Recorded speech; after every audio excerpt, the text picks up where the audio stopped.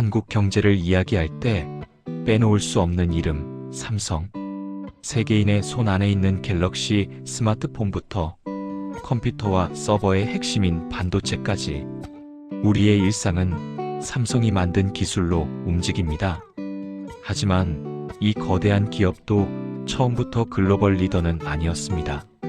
1938년 대구의 작은 무역상에서 시작된 삼성은 어떻게 세계적 기업으로 성장했을까요? 도전과 위기, 그리고 끊임없는 혁신. 오늘 우리는 한국 경제와 함께 성장해온 삼성의 85년 역사를 따라가 봅니다. 창업기 대구에서 시작된 꿈 1938년부터 1950년대 1938년 3월 1일 대구 이병철, 그는 28배 청년이었습니다. 당시 한반도는 일제강점기, 많은 이들이 절망했지만 그는 다른 미래를 꿈꿨습니다. 그가 세운 회사의 이름은 삼성상회. 삼성, 세계의 별이라는 뜻입니다. 처음 삼성이 한 일은 무역이었습니다. 대구에서 생산된 과일과 채소를 만주와 중국으로 수출했죠. 단순해 보이지만 이것이 삼성의 첫걸음이었습니다. 하지만 순탄치 않았습니다. 1950년 한국 전쟁이 터지면서 사업은 거의 무너졌고 이병철 회장은 피난길에 올라야 했습니다. 그러나 그는 포기하지 않았습니다. 전쟁 중에도 그는 부산에서 사업을 재건했고 1953년 전쟁이 끝나자 서울로 돌아와 본격적으로 사업을 확장하기 시작합니다. 1950년대 후반 삼성은 제당과 섬유 산업에 뛰어듭니다. 제1제당, 제1모직. 이 두 회사는 한국인의 식탁과 옷장을 책임지는 기업으로 성장했습니다. 이때만 해도 삼성은 한국의 여러 기업 중 하나였을 뿐입니다. 하지만 이병철 회장의 머릿속에는 더 큰 그림이 있었습니다. 산업화와 확장 한국 경제의 동반자 1960부터 1970년대까지 1960년대 한국은 빠르게 변하고 있었습니다. 박정희 정부는 경제개발 5개년 계획을 추진했고 한국은 농업국가에서 산업국가로 탈바꿈하기 시작했죠. 이병철 회장은 이 흐름을 정확히 읽었습니다. 그는 단순한 식품이나 섬유를 넘어 더 고도화된 산업으로 진출해야 한다고 판단했습니다. 1969년 삼성전자 설립. 이것이 훗날 삼성을 세계적 기업으로 만드는 출발점이었습니다. 처음에는 간단한 흑백 TV를 조립하는 것부터 시작했습니다. 기술은 일본에서 들여왔고 부품도 대부분 수입했죠. 하지만 중요한 건 시작했다는 것입니다. 1970년대 삼성은 전자산업에서 빠르게 성장했습니다. TV, 냉장고, 세탁기. 삼성 제품들은 한국 가정의 필수품이 되어갔습니다. 하지만 이병철 회장의 야심은 여기서 멈추지 않았습니다. 그는 건설, 화학, 중공업까지 사업을 확장했고 삼성그룹은 명실상부한 한국 최대 기업 집단으로 성장했습니다. 이 시기 삼성의 성장은 한국 경제의 성장과 궤를 같이 했습니다. 한국이 한강의 기적을 만들어갈 때 삼성은 그 중심에 있었습니다. 1970년대 말 한국은 세계가 주목하는 신흥공업국이 되었고 삼성은 그 상징이었습니다. 하지만 진짜 도전은 이제부터였습니다. 전자신화의 시작 반도체라는 도박. 1980부터 1990년대까지 1983년 운명을 건 결단. 1983년 2월 이병철 회장은 중대한 발표를 합니다. 삼성이 반도체 사업에 진출한다는 것이었죠. 당시 많은 사람들이 고개를 저었습니다. 반도체는 천문학적인 투자가 필요하고 기술력도 없는 상황에서 무모한 도전이라는 평가가 대부분이었습니다. 미국과 일본이 이미 세계 시장을 장악하고 있었고 한국은 기술 후진국이었으니까요. 실제로 처음 몇 년간 삼성은 막대한 적자를 기록했습니다. 하지만 이병철 회장은 확신했습니다. 미래는 전자산업에 있고 전자산업의 핵심은 반도체다. 그는 거액을 투자하며 밀어붙였습니다. 기적의 반전. 1984년 삼성은 64K D램 개발에 성공합니다. 비록 일본보다 6개월 늦었지만 한국 기업으로서는 놀라운 성과였습니다. 그리고 1986년 역사적인 순간이 찾아옵니다. 256K D램 개발에서 삼성이 세계 최초로 성공한 것입니다. 한국 기술이 일본을 앞선 것은 처음이었습니다. 이제 삼성은 추격자가 아니라 선도자가 되었습니다.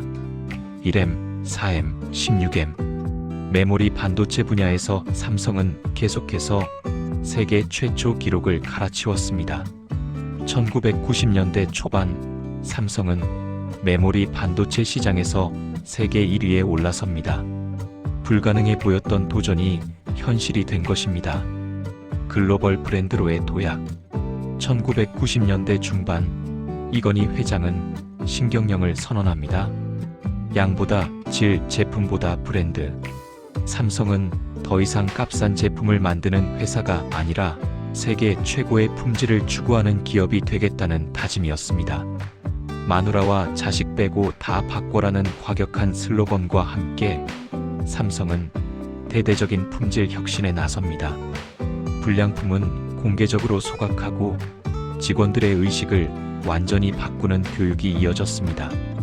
1997년 외환위기가 한국을 강타했을 때도 삼성은 무너지지 않았습니다. 오히려 위기를 기회로 만들어 구조조정과 혁신을 단행했고 더 강한 기업으로 거듭났습니다. 글로벌 도약 세계를 정복하다 2000년대 스마트폰 혁명. 2007년 애플이 아이폰을 출시하며 스마트폰 시대가 열렸습니다. 많은 기업들이 당황했지만 삼성은 빠르게 대응했습니다. 2010년 삼성은 갤럭시 S를 출시합니다. 안드로이드 운영체제를 기반으로 한 이 스마트폰은 곧 큰 성공을 거둡니다. 더 큰 화면, 더 다양한 기능, 그리고 합리적인 가격. 갤럭시는 아이폰의 강력한 경쟁자가 되었고 곧 전 세계에서 가장 많이 팔리는 스마트폰 브랜드가 됩니다. 2012년 삼성은 스마트폰 시장 점유율에서 애플을 제치고 세계 1위에 올라섭니다. 한국 기업이 미국의 기술 공룡을 넘어선 역사적 순간이었습니다. 반도체 제국의 완성. 스마트폰만이 아니었습니다. 2000년대 삼성의 반도체 사업은 더욱 공고해졌습니다. 메모리 반도체에서는 압도적인 1위를 유지했고 시스템 반도체에서도 점유율을 높여갔습니다. 애플, 퀄컴 등 세계 최고의 기업들이 삼성의 반도체를 사용했습니다. 디스플레이 분야에서도 삼성은 세계 최강자였습니다. LCD를 넘어 OLED 기술을 선도하며 스마트폰과 TV 화면의 미래를 만들어갔습니다. 2000년대 말 삼성전자는 세계 전자업계 매출 순위에서 소니를 제치고 1위에 올라섭니다. 한때 배우고 따라가던 일본 기업들을 이제 삼성이 앞서가게 된 것입니다. 위기와 극복 시련 속에서 더 강해지다 2010년대. 하지만 정상은 영원하지 않습니다. 2010년대 중반 삼성은 여러 위기를 맞닥뜨립니다. 2016년 갤럭시 노트 7 배터리 폭발 사고는 삼성의 명성에 큰 타격을 입혔습니다. 전 세계에서 리콜을 실시해야 했고 수십억 달러의 손실을 감수해야 했습니다. 같은 해 이건희 회장이 건강 악화로 경영 일선에서 물러나고 이재용 부회장이 사실상 경영을 맡게 됩니다. 리더십 전환기에 불안정함도 있었습니다. 중국 기업들의 추격도 거세졌습니다. 샤오미, 화웨이 같은 중국 스마트폰 업체들은 빠르게 성장하며 삼성의 시장 점유율을 위협했습니다. 반도체 분야에서도 마찬가지였습니다. 중국 정부는 막대한 자금을 투입해 반도체 굴기를 추진했고, 대만의 TSMC는 시스템 반도체에서 압도적인 기술력을 과시했습니다. 하지만 삼성은 여기서도 포기하지 않았습니다. 품질 관리를 더욱 강화하고 프리미엄 제품군에 집중했습니다. 갤럭시 S 시리즈와 폴더블 폰으로 혁신을 이어갔고 소비자들의 신뢰를 되찾아갔습니다. 반도체에서는 차세대 기술 개발에 수십조 원을 투자했습니다. EUV 공정, 3나노 공정. 삼성은 여전히 기술의 최전선에서 싸우고 있었습니다. 현재의 삼성 여전한 글로벌 리더. 2020년대, 2024년 현재 삼성전자는 여전히 세계 전자산업의 정상에 있습니다. 메모리 반도체 시장에서는 30년 넘게 1위를 지키고 있습니다. 디램과 낸드 플래시 모두에서 압도적인 점유율을 보이고 있죠. 스마트폰 시장에서도 갤럭시는 여전히 세계에서 가장 많이 팔리는 브랜드입니다. 특히 폴더블폰 시장에서는 70% 이상의 점유율로 독보적인 위치를 차지하고 있습니다. 디스플레이 분야도 마찬가지입니다. 삼성 디스플레이의 OLED 패널은 애플 아이폰을 비롯한 전 세계 프리미엄 스마트폰에 탑재되고 있습니다. 최근에는 AI와 반도체의 결합에 주목하고 있습니다. 인공지능 시대에 필수적인 고성능 메모리와 프로세서 개발에 막대한 투자를 하고 있죠. 삼성전자의 시가총액은 한국 증시 전체의 약 20%를 차지합니다. 삼성그룹 전체로 보면 한국 GDP의 약 20%에 달하는 매출을 올립니다. 명실상부한 한국 경제의 상징입니다. 미래를 향한 도전. 2025년 이후. 하지만 앞으로의 길이 순탄하지만은 않습니다. 반도체 산업은 점점 더 복잡해지고 있습니다. 미국과 중국의 기술 패권 경쟁 속에서 삼성은 균형을 잡아야 합니다. 미국은 중국에 대한 반도체 수출을 제한하고 있고, 중국은 자체 반도체 산업 육성에 사활을 걸고 있습니다. 시스템 반도체에서는 여전히 TSMC와의 격차를 좁혀야 합니다. 파운드리 시장에서 기술 격차를 줄이고 고객들의 신뢰를 얻는 것이 과제입니다. AI 시대의 기회도 놓칠 수 없습니다.